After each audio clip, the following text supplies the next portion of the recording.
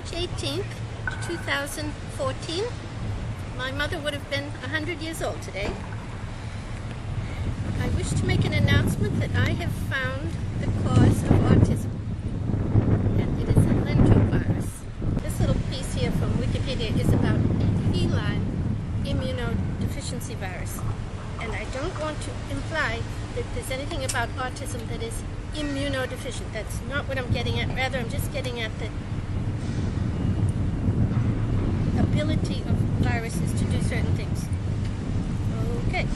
Feline immunodeficiency virus, known as FIV, affects from 2 to 4% of cats worldwide. Taxonomically, it's different from feline leukemia virus. Okay?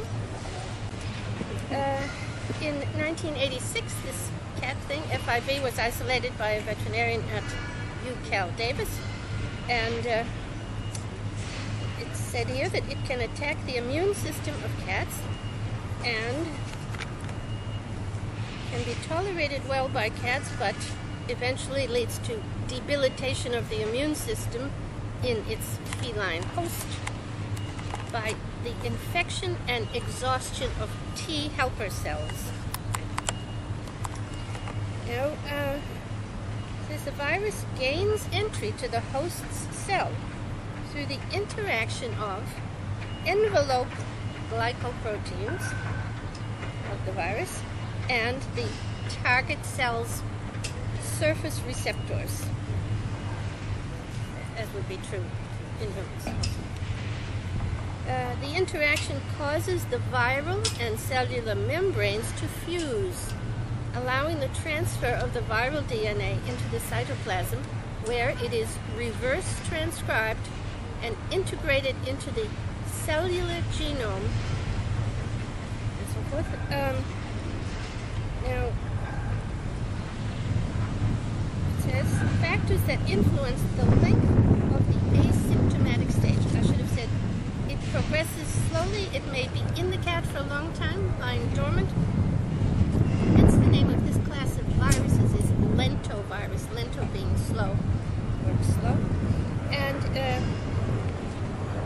it says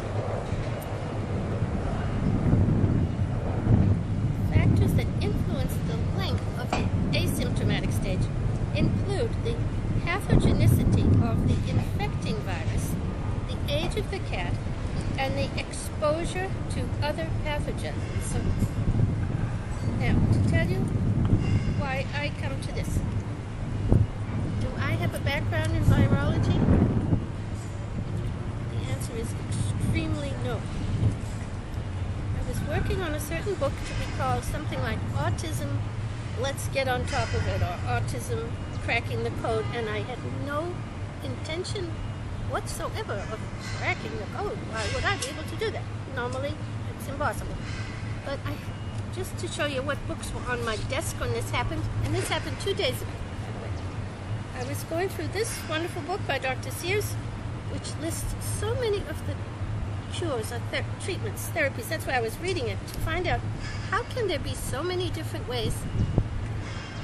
You know, these children go to have, one mother, you'll see her on YouTube, her name is Holly Riley, and she says that her child, aged, I think, 4, so wasn't using words, and this, not this doctor, but a similar doctor said, how about vitamin B12 shots to be administered at home by the parents every other night? So on Monday, you give the kid the shot, and on Tuesday he would talk. By Wednesday, it was wearing off, no talk. Wednesday night, another shot. Thursday, he talks, and so forth. So how can it be that if there's a total, disability or dysfunction of some part of the brain or the body, how can you bring it back to life so oddly? And by the way, on that same theme, there was a story which I have here, if I can find it. If you look it up, it's called Waking the Brain, the Sedative Paradox, and it's about a girl in Australia named Sally and her boyfriend Sam Goddard, who was in a coma for, I think, years based on an accident at football or something. And she went to the internet to see what could be done and noticed a drug called Stilnox, used only in South Africa, but then she was able to get it imported here to Australia, and it would allow the boy to be awake for 2 hours every day, and he could talk. But then he'd slip back again, and she was only allowed to do this once every 24 hours. And now, I just read an update on her. Now the boy, man, about 25 I think, he can walk 1/8 of a mile a day. Now that is progress. Right, so that was one book I had. Another one was Carly, beautiful Carly. And this man from Japan, Naoki Higashida, writes The Reason I Jump. So he's a severely disabled, autistic boy who, jumps, runs around, acts out of control. And he now can write, so he's telling you the reason he does those things, and you would be amazed. Just as Carly's story, she has her own blog called Carly's Voice. Another book that was on my desk, Autism, something about it being related to TB, tuberculosis. I'm sure you say, oh, don't be silly, that's old-fashioned, we don't have TB. This guy who wrote it, Lawrence Broxmeyer, MD, he wrote a similar book which is very persuasive about the relationship between TB and today's Parkinson's disease.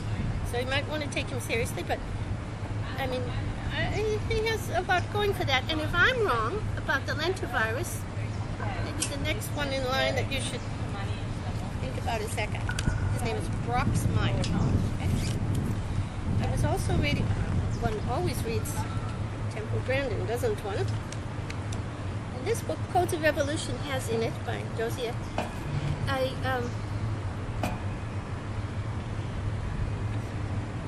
amongst the codes that he's talking about, one is the synapse code, of what goes on every time one neuron fires to the next. And I had no idea from my earlier education that it was so complicated, but he talks about the calcium gates are opening and the potassium gates are closing. It's just so amazing. So because I had those things on my mind, and then I was thinking, genetically, since there is, Temple Grandin will tell you, there's an amazing genetic factor within autism. So how is it that those, but if it was only genetic, it wouldn't be true that suddenly there are thousands or possibly even a million children worldwide with this illness, and there weren't 30 years ago. With genetic, passes through time slowly, it doesn't explode like that. So what brought it out? So to set up this book, I was writing on Sunday, this is March 16th, and I was setting out the chapters of the book, and one of the chapters was to be called Environmental Triggers.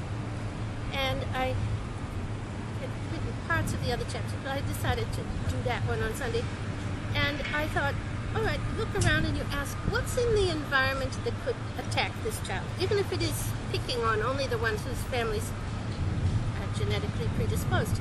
So I said, anything from the air, sunshine, radiation from cell phones, food that he eats, an injection that he takes of medicine. All these things are so-called environmental factors.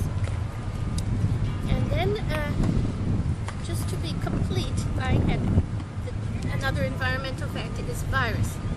And since I've never given it any thought about viruses causing autism, I just thought I'll just fill in a few lines to sort of complete this picture of the possible ways that something can get into you. And then I thought it would have to be so-called retrovirus, the ones that, affect the genes. So that's where it stands at the moment. I'm just putting forward that the cause of autism, I claim, is virus, lentivirus specifically, and I'm calling it the MAL, Maxwell Autism Lentivirus. And you may think, there's a lot of jealousy in science, and they'll all be knocking at my door to get in and say, no, it should be them that names it. But you see, nobody wants to say, nobody's going to knock on my door. Nobody wants to say it's a lentivirus, but that's my story for now. Thank you.